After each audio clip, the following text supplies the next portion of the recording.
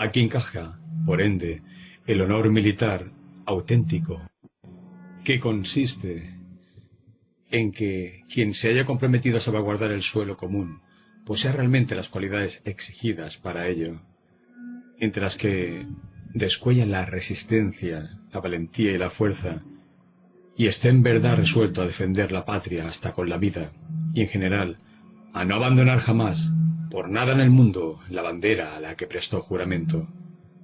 C. El honor sexual.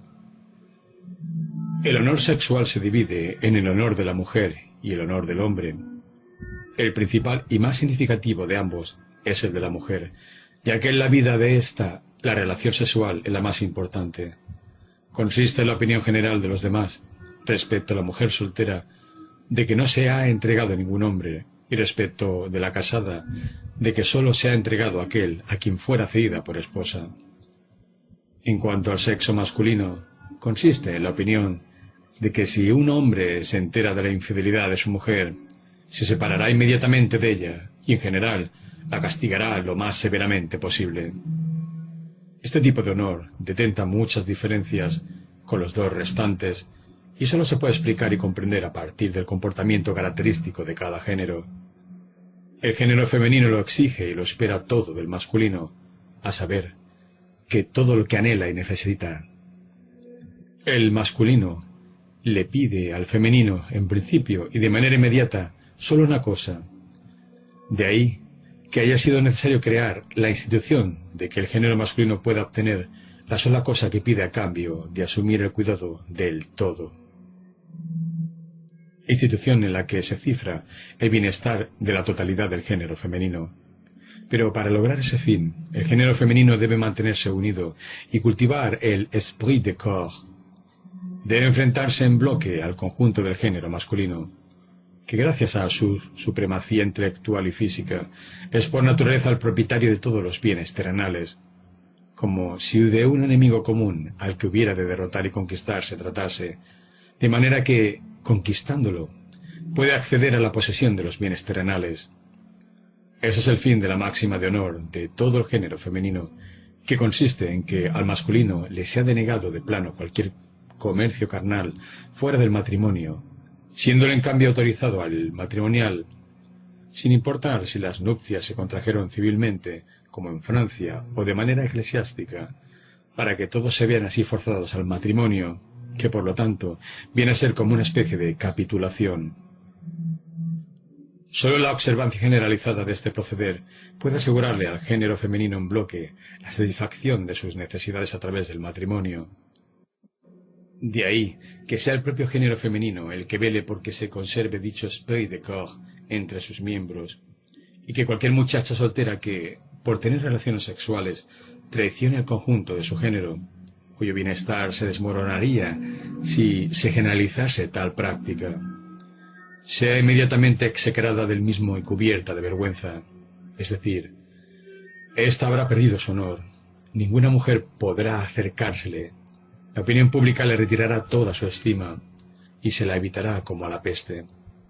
Con la misma suerte corre la mujer adúltera por no haber sido fiel al marido en la capitulación acordada con él, y haber alejado de ese modo a los hombres de una capitulación que, no obstante constituir la salvación de todo el género femenino, se vería reducida a objeto de moda y escarnio si tal comportamiento se generalizase. A ello se añade que la mujer adúltera, debido a su burda falta de palabra y al engaño en que incurre, pierde también, junto con el honor sexual, el civil o privado, por lo que suele emplearse, de manera un tanto condescendiente, la expresión «una muchacha deshonrada», pero no se habla de una señora deshonrada. Al reconocer, de acuerdo con este claro razonamiento, que el esprit de corps es el principio fundamental del honor femenino, principio ciertamente necesario y beneficioso, pero también fruto del cálculo y del interés, se le podrá atribuir al mismo una enorme importancia para el destino de la mujer, y por lo tanto un gran valor relativo, pero jamás le cabe uno absoluto que trascienda la vida misma, y que consiguientemente pudiera ser comprado al precio de ésta, No se justifican, pues, las acciones desmesuradas de un Virginio o de una Lucrecia. Aquí, como sucede tan a menudo, se olvida totalmente el fin por estar pensando los medios. En casos semejantes, el honor femenino es revestido de un valor absoluto, a pesar de que, más que ningún otro, lo posee relativo, incluso convencional. Melita, Astarte de Babilonia, Heródoto. Pues en aquellos países y épocas en que el concubinato era permitido por la ley, la concubina conservaba su honor, y ciertas condiciones sociales pueden hacer francamente inviables las formalidades del matrimonio. También las numerosas víctimas sangrientas que el honor femenino ha cobrado bajo la forma de infanticidio dan fe del origen no puramente natural del honor sexual femenino. Es cierto que una muchacha que, contraviniendo la ley, se pone precio a sí misma, está traicionando la fidelidad que le adeuda al conjunto de su género, pero esta fidelidad se sigue presuponiendo en silencio y no se pone en cuestión, y, como por regla general la mayor parte del daño recae sobre la propia muchacha, ésta termina pecando más por insensata que por mala. El honor masculino es la contrapartida, en el sexo opuesto, del esprit de corps, anteriormente descrito. Demanda del honor masculino es la contrapartida. Demanda de quien haya contraído una capitulación tan favorable a la otra parte, como lo es la del matrimonio, que al menos no deje de velar por su cumplimiento, no sea que la generalización de la respectiva tolerancia socave la solidez incluso de este pactum, y que los hombres, a pesar de entregarlo todo, ni siquiera estén seguros de lo único que reciben a cambio, a saber, de la posesión exclusiva de la mujer. De ahí que el honor del hombre exija que éste castigue severamente el adulterio de su mujer y que se desquite ya sea separándose de ella, ya sea de cualquier otra manera. Pero si lo tolera conscientemente, será cubierto de oprobio por la propia cofradía masculina, lo que sin embargo no reviste consecuencias tan graves como en el género femenino, ya que la relación con el sexo opuesto es secundaria en el hombre, y sólo una entre muchas de diversa especie. La vindicación de este tipo de honra masculina es el tema del drama de Calderón, el médico de su honra. Es de notar que en realidad sólo se requiere que sea castigada la mujer, no el adulterio, y esto atestigua su procedencia del susodicho esprit de corps, y confirma la máxima sexta arriba citada, según la cual nuestro honor es el consolidado y mantenido por nuestras acciones u omisiones, no por la injusticia que nos puede infligir otra persona. La necesidad de que sea castigada la mujer, cuya falta, si quedase impune, deshonraría al marido, no es señal de lo contrario, porque se sigue mencionando. D.